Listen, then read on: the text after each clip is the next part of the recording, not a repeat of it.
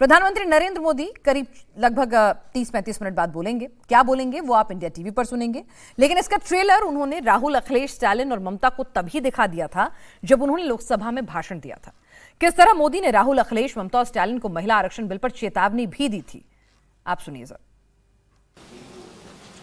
महिलाओं को मिलने वाले इस अधिकार का जिसने विरोध किया है, जिसने विरोध किया है, देश की महिलाओं ने उन्हें माफ नहीं किया है।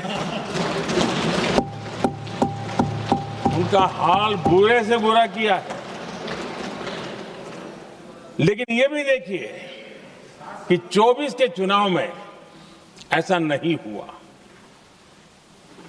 क्यों नहीं हुआ? ये इसलिए नहीं हुआ कि 24 में सबने सहमति इसको पारित किया, तो ये विषय ही नहीं रहा। चलिए, तो प्रधानमंत्री मोदी ने तो समझाया भी था कि भाई देखिए माफी नहीं मिलेगी, और अब जब प्रधानमंत्री देश के नाम संबोधन देंगे, आधी आबादी को सीधे एड्रेस करेंगे और एक एक का नाम लेके, एक पार्टी का जिक्र करके जब बताएंगे कि कौन कहां कैसे यूटर्न लेता हुआ नजर आया, किसकी मंशा में कहां खोट था, तो निश्चित तौर पर अब प्रधानमंत्री एक नैरेटिव सेट करने जा रहे हैं। देवेंद्र हमारे पॉलिटिकल एडिटर लगातार हमारे साथ जुड़े हुए हैं। देवेंद्र, चेताया तो पहले था, प्यार से भी बताया था और चेताया भी था, विपक्ष को दोनों ही समझ में नहीं आए। मिसकैलकुलेशन तो हो गई है, ऐसा लगता है आपको? हाँ बिना, ये निश्चित तौर पे ये कह सकती हैं। और कोई भी, मुझे लगता है कि अगर न्यूट्रलिटी के साथ इस मसले को देखे तो कभी भी ऐसा इशूज़ जो कि सीधे सीधे जनता से जुड़ा हुआ हो, आप उसके खिलाफ दिखें, चाहे उसमें कोई भी टेक्निकलिटी का आप सहारा लें, तो वो बात जनता के गले नहीं उतरती, एटलीस्ट मेजॉरिटी के गले नहीं उतरती। मेजॉरिटी ऑफ जो ओपिनियन होता है वो उसके खिलाफ ही जाएगा। कि चलिए, हो सकता है कि आपकी कोई तकनीकी बात में दम हो, कम दम हो या ज़्यादा दम हो, लेकिन जो बड़ा गोल था वो आपने क्यों नहीं अचीव होने दिया। जैसे देश की महिलाएं ये कैसे इस बात को नहीं समझेंगी, उसमें कम से कम जो बहुतायत जनमानस होगा वो कैसे इस बात को नहीं समझेगा कि अगर इस बात पर आप 2023 में सहमत थे तो 2029 में इसे लागू कर दिया जाए, इसमें क्या अड़चन थी।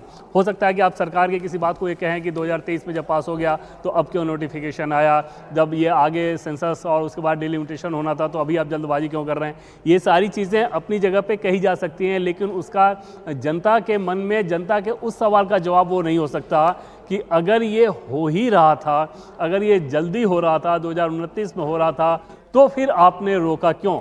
वो जो टर्फ है, वो टर्फ एक तरह से अपोजिशन ने एकदम से खुला छोड़ दिया है, और उस टर्फ पर आपको नजर आएगा कि चाहे पीएम मोदी हों, देश के गृह मंत्री अमित शाह हों, क्योंकि वो भी कल तमिलनाडु जा रहे हैं, उसके बाद उनको बंगाल जाना है जहां 7 से 8 दिन वो रहेंगे।